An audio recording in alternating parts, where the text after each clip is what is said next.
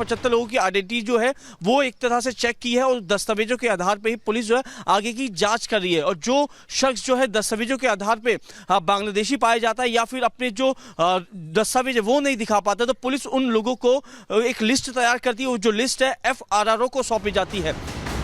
झुग्गी झुग्गी दिल्ली की गली गली जाकर अब बांग्लादेशियों की पहचान की जा रही है, वेरीफाई किया जा रहा है। तो वहीं जो बांग्लादेशी पुलिस के डर से छिप गए हैं उनका पता लगाने के लिए अब सर्च ऑपरेशन चलाया जा रहा है।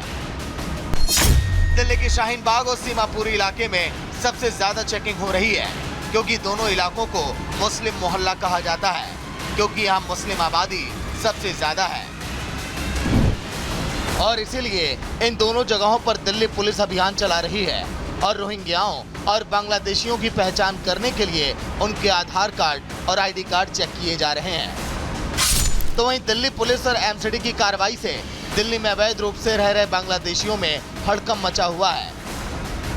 जो खबर मिल रही है इसके मुताबिक अब तक 175 लोग संदेह के घेरे में पाए गए, जिनका वेरिफिकेशन पुलिस पूरी गंभीरता से कर रही है।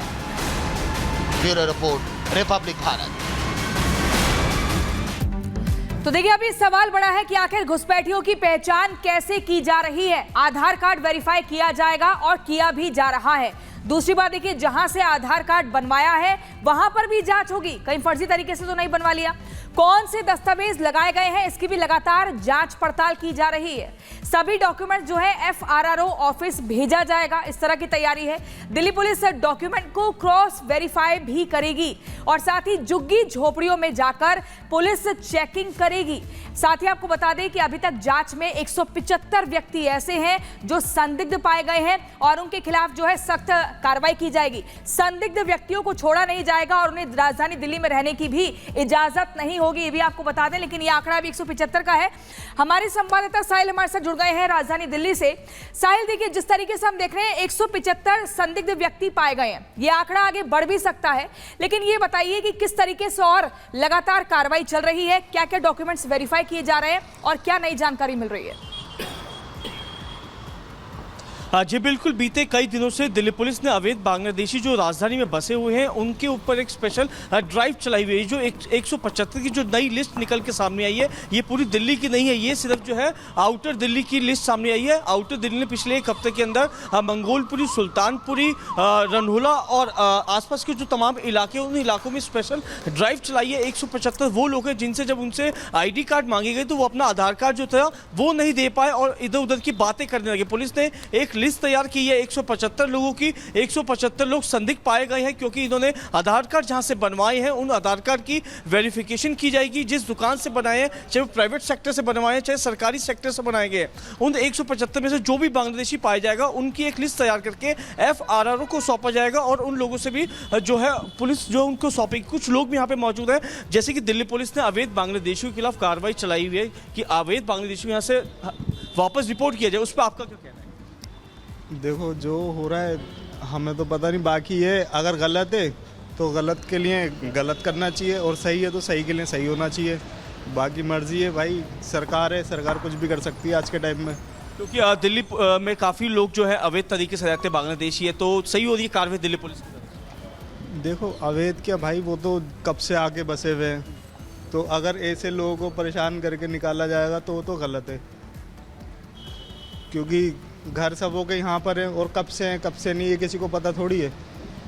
और लोग यहाँ पे आए हुए हैं, कब से रह रहे हैं कब से नहीं रह रहे, वो तो उनके ऊपर डिपेंड करता है। वो क्या करेंगे क्या नहीं करेंगे, उनका फैसला है। देखिए, सभी लोगों की जो अलग अलग प्रतिक्रिया है, किसी का कहना है कि बिल्कुल अलग अलग प्रतिक्रियाएं हैं, लेकिन पुलिस का एक्शन भी देखने को मिल रहा है। चले, बहुत शुक्रिया आपका साहिल तमाम जानकारी के लिए। बहरहाल खबरों में आगे बढ़ेंगे और अब बात करेंगे संभल की, क्योंकि संभल में जैसे जैसे जांच हो रही है हर दिन सनातन के सबूत मिल रहे हैं। क्योंकि कट्टरपंथी देखिए जो ये कहा करते थे कि मंदिर कहां है, मंदिर बताइए कहां पर है, लेकिन अब वही जो कट्टरपंथी है दुम दबाकर भाग निकले हैं, क्योंकि उनके पास कहने के लिए कुछ भी नहीं है। मीडिया के सामने जाते थे, पुलिस के सामने जाते थे और पूछते थे कि आखिर जो मंदिर की बात सामने आ रही है कि आखिर मंदिर कहां है, लेकिन अब उनकी बोलती बंद हो गई है। मुंह छिपाकर वो बैठ गए हैं, इसलिए मुंह छिपाकर बैठ गए हैं कि उनके पास बोलने के लिए कुछ भी नहीं है। क्योंकि संभल में मंदिर मिले हैं, मूर्तियां मिली है, कूप मिले हैं और अब बावड़ी भी मिली है और ये बता रही है कि संभल सनातन का एक प्रमुख केंद्र है। रिपोर्ट देखिए।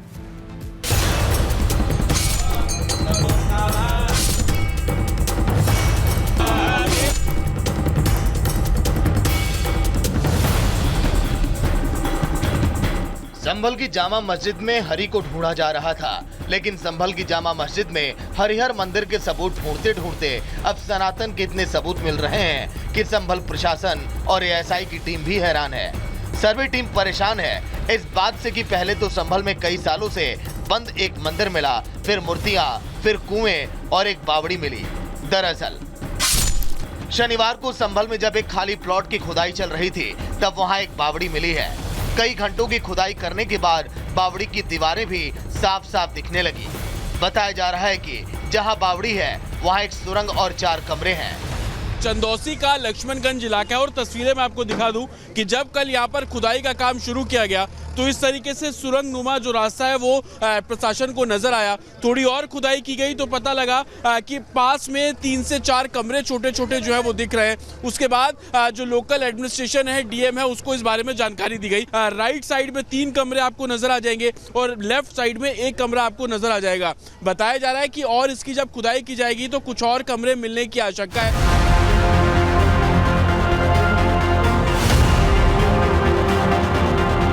शनिवार को अंधेरा होने की वजह से शाम को खुदाई बंद करनी पड़ी, लेकिन दावा किया जा रहा है कि अभी खुदाई में कई और रहस्यमयी चीजें मिल सकती हैं। लक्ष्मणगंज मोहल्ले में एक स्थान बावड़ी के नाम से जाना जाता है। सरकारी जो बावड़ी है उसके बाद उसकी खुदाई कराई जा रही है और इसमें जो है कुआं और मकान के अवशेष मिल रहे हैं जो कालखंड में दबा दिए गए।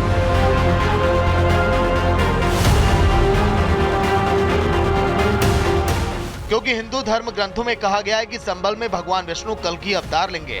वेद पुराणों में इसका उल्लेख भी मिलता है और यही वजह है कि यहाँ सनातन के सबूत जुटाए जा रहे हैं। ये बाबरी कुआं ये बताते हैं 1857 में जब गदर का जमाना था तो बिलारी की रानी साहिबा की ये रियासत थी। इसमें ये भी बताते हैं कि पुराने बुजुर्गों से बात हुई है कि वो रानी साहिबा की यहाँ छावनी अंदर जाके रुका करती थी गुप्त तरीके से, कहीं हमला करना हो या क्या करना हो। ये एक ऐतिहासिक धरोहर है।